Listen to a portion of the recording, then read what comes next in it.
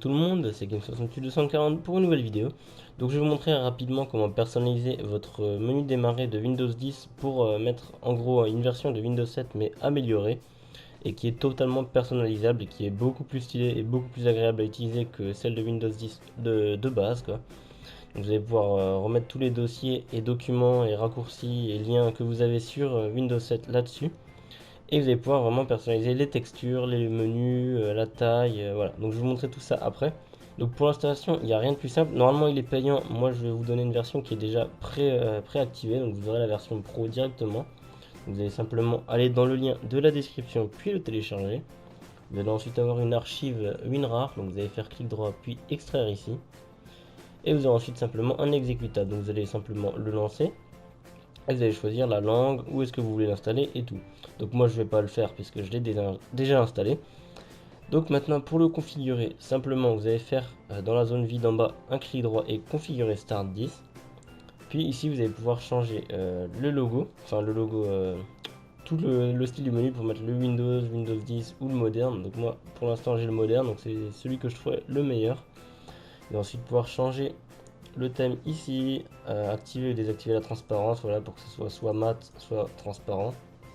Donc moi là il veut plus me le mettre. D'accord, bon des fois ça bug un petit peu, voilà, en fait il faut cliquer sur la petite croix, enfin sur le petit V ici et pas sur le texte.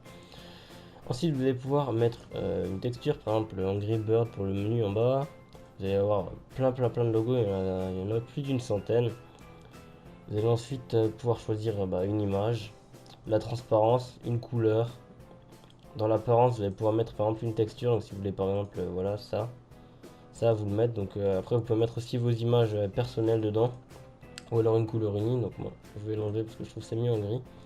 Vous allez pouvoir aussi choisir le nombre de colonnes que vous voulez. Donc moi, j'en ai mis que 3.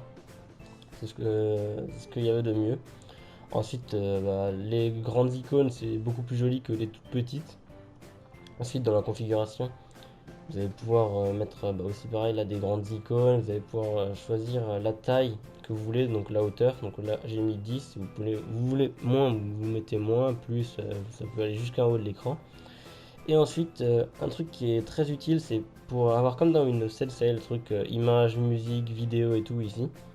Vous allez simplement pouvoir le choisir ici, donc pour ajouter tout ce que vous voulez, donc pour pouvoir accéder par exemple plus rapidement à vos documents, pas ça vous y amener direct.